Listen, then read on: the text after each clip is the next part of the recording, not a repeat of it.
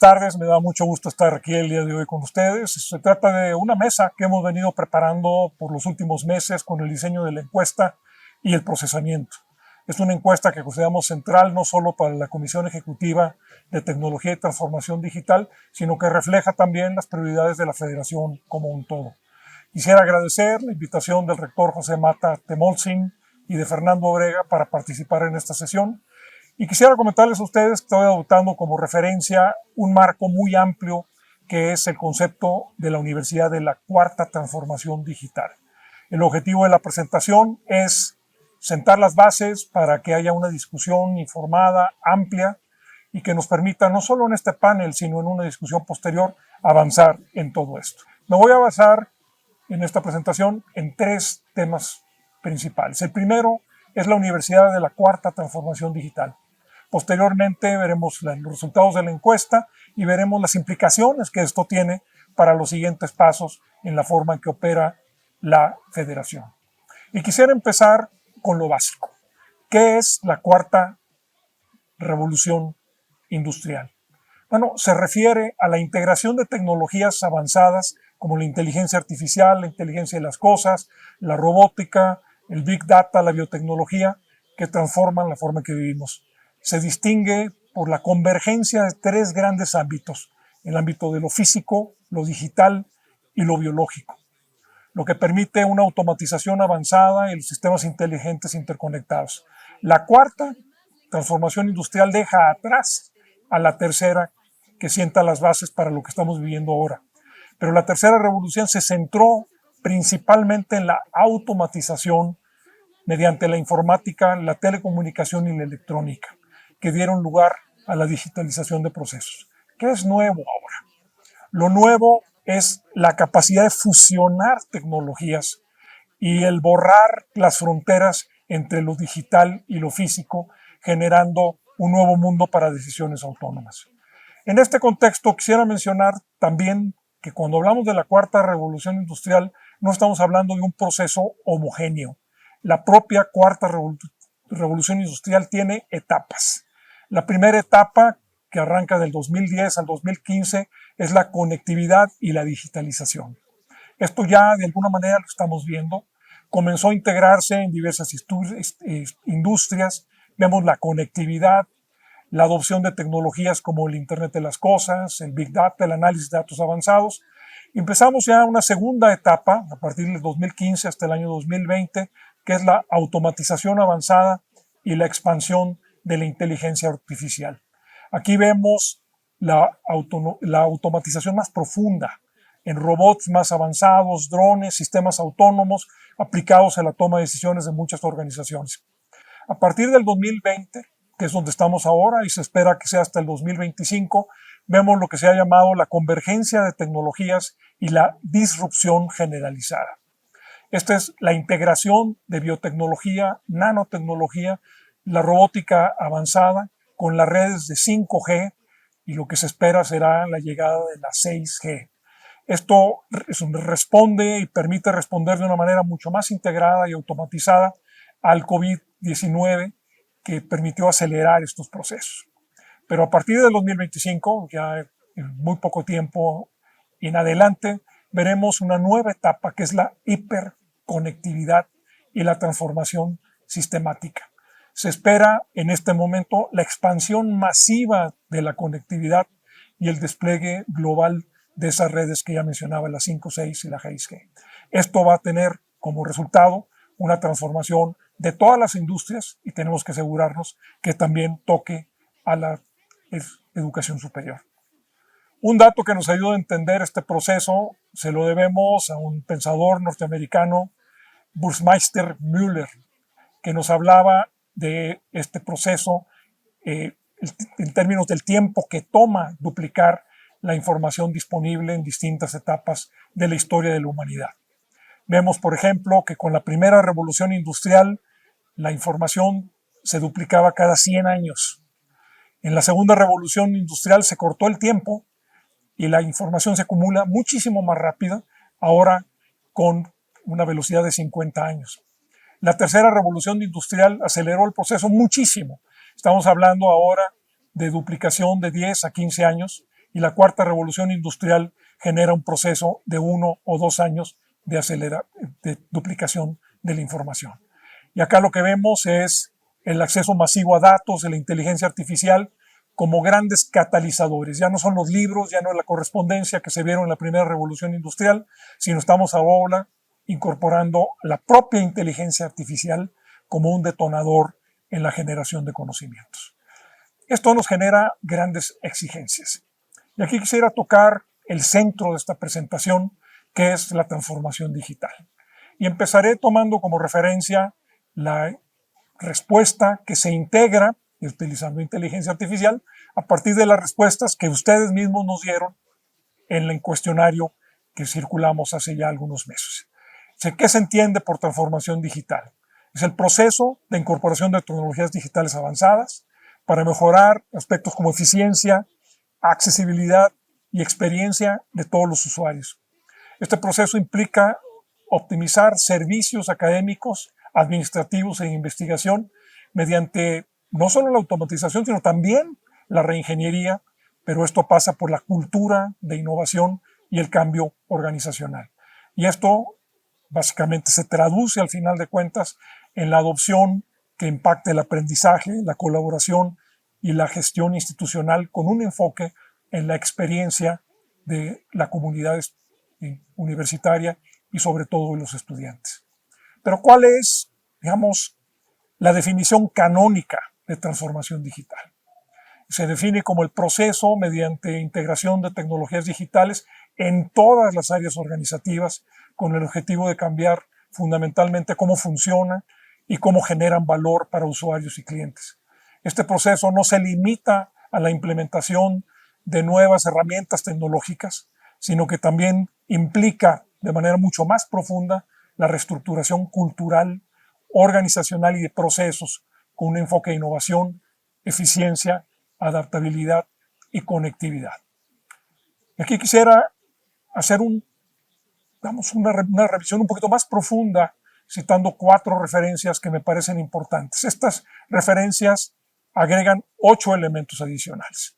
Acá tenemos la reinvención de las organizaciones, la estrategia, cultura y capacidades de la organización, el desarrollo de tecnologías digitales, la propia innovación en todos sus ámbitos, la capacidad de generar una ventaja competitiva, la agilidad, que es un elemento fundamental, y algo que también es muy importante para lo que estamos hablando en esta sesión, que es la co-creación de valor con otros clientes y otras partes interesadas. Y esto nos lleva, cuando hablamos de educación, a la reconfiguración de pedagogías, de infraestructura académica y la interacción con estudiantes y con la comunidad. Habiendo hablado de esto, y sobre todo viendo el impacto que tiene en la educación, hay que mencionar una de las implicaciones más profundas de la cuarta revolución industrial, que es cómo transforma el modelo de enseñanza. Y aquí tenemos, no me voy a detener en detalles, el aprendizaje basado en proyectos, el aula invertida, el aprendizaje adaptativo, que es fundamental, sobre todo para ciencias básicas, matemáticas, la gamificación, que se basa en la realidad virtual y la realidad aumentada, y el aprendizaje basado en problemas. Esto son algunos de los retos de términos educativos que conlleva la cuarta revolución industrial. ¿Cuáles son las tendencias? De nuevo, señalo algunas de ellas de manera muy rápida. El aprendizaje personalizado, la transdisciplinaridad, el uso de inteligencia artificial como un gran integrador. Y aquí vale la pena mencionarla, la inteligencia artificial no como una herramienta, sino como un agente de la educación. Y esto implica el coaching disciplinar, el coaching cognitivo, el coaching emocional, el learning analytics, que nos permite aprovechar los conocimientos de la neurociencia del aprendizaje y otros enfoques de utilización del cerebro más eficazmente para el aprendizaje. Todo esto es parte de esta cuarta revolución industrial. Y por supuesto, el enfoque hacia la experiencia del usuario a lo largo de la vida. De nuevo, enuncio, sin detenerme en este elemento, pero una profunda influencia en la educación superior, en herramientas transformadas en agentes y en enfoques de integración. Ustedes pueden ver aquí, no lo voy a enunciar, algunos de los elementos que caracterizan esta transformación y cómo se está, digamos, apropiando de distintos espacios en la educación superior. Pero ahora déjenme entrar a nuestra encuesta. Nuestra encuesta la hemos titulado La práctica tecnológica y la madurez informática de las universidades de FIMPES. Esta encuesta la definimos junto con Doctums, aprovechando la experiencia que han tenido en Estados Unidos. Y el objetivo es construir un referente que permita a cada institución reflexionar sobre su situación actual y sobre su estrategia futura. Recibimos 80 respuestas que nos permiten trazar algunas de las evidencias. Tendremos la presentación detallada de los resultados, pero yo quisiera mencionar un análisis que nos permite llevar a esta capacidad de co-creación y de vinculación sobre bases nuevas de las universidades con proveedores de tecnología. Entonces, simplemente presentaré un resultado.